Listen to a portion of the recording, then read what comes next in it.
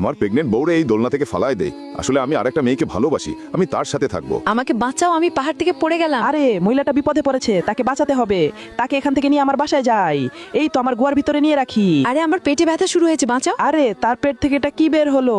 ও এটা মনে হয় খাবারের জিনিস। যা এটাকে নিয়ে রান্না করি।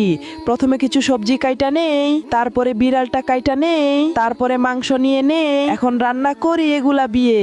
এই তো রান্না হয়ে গেছে, এই নাও খাও। হ্যাঁ খিদে লাগছে, দাও খাবার খাই। আরে খাবারের ভিতরে আমার বাচ্চা। আরে ওই তো ডাইনি, আমি তাড়াতাড়ি এখান থেকে পালাই।